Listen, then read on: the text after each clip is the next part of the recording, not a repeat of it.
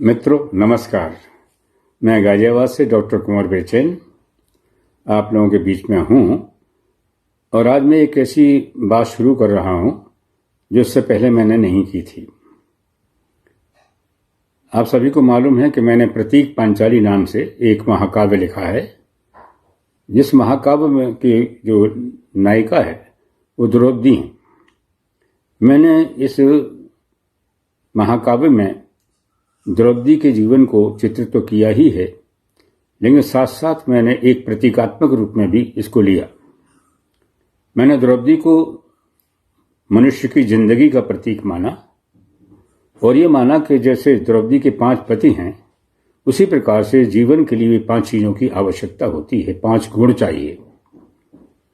द्रौपदी के 5 पति युधिष्ठिर, भीम, अर्जुन, नकुल और सहदेव हैं।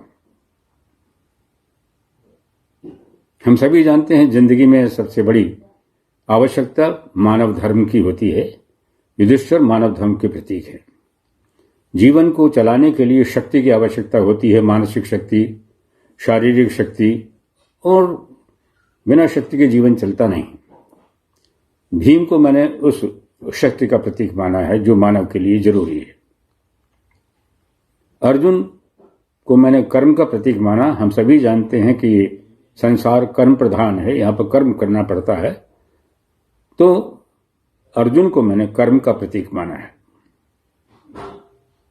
नकुल को मैंने विज्ञान का प्रतीक माना है। जिस युग में रहते हैं, जिस समय का जो विज्ञान होता है, उस विज्ञान की आवश्यकता भी जीवन में पड़ती है, क्योंकि विज्ञान जो है व्यक्ति को थोड़ी सुविधाएं प्रदान करता है और कार्य क्षमता है उसको बढ़ाता है। इसलिए मैंने नकुल को विज्ञान का प्रतीक माना। सहदेव को मैंने कला का प्रतीक माना, क्योंकि जीवन को चलाने के लिए सुविधाओं की आवश्यकता होती है, इसमें कोई शक नहीं, शारीरिक सुविधाओं की, लेकिन जो मानसिक खुराक है वो हमें कलाओं के माध्यम से मिलती है। संगीत के माध्यम से, कविताओं के माध्यम से, चित्रकला के माध्यम से, वास्तुकला के माध्यम से, मूर्तिकला के माध्यम से, अन्य जितनी भी कलाएं हैं उन सभी कलाओं का अगर हमारे जीवन में कुछ न कुछ रहना होता है तो जीवन में रस रहता है, जीवन रसमय बना रहता है। इसलिए मैंने इसका प्रतीक इस रूप में माना। तो द्रौपदी को जीवन का प्रतीक और 5 पति जो हैं उनको 5 शक्तियों का प्रतीक माना, जो जीवन के लिए बहुत आवश्यक हैं, जीवन चलाने के लिए बहुत जरूरी हैं। मैंने इस महाकाव्य के अंदर द्रौपदी को एक और प्रतीक भी माना, और वो माना राष्ट्र और राष्ट्र की जनता का प्रतीक, प्रजा का प्रतीक। कोई भी राष्ट्र बहुत अधिक सशक्त होना चाहता है तो उसके लिए ये इन 5 शक्तियों की आवश्यकता पड़ती है।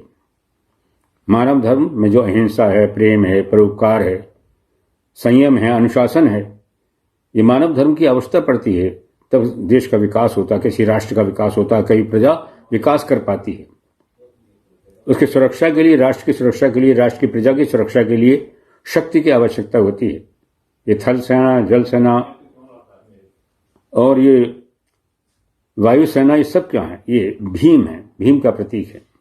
जैसे धर्म का प्रतीक युधिष्ठिर थे, ऐसे शक्ति का प्रतीक भीम है। किसी भी समाज को, किसी भी देश के विकास के लिए बहुत आवश्यक होता है कि वहां काम करने के साधन हों, कार्य करने के अवकाश मिलें। अर्जुन जो है कर्म का प्रतीक है। बिना कर्म के कोई देश आगे नहीं बढ़ सकता।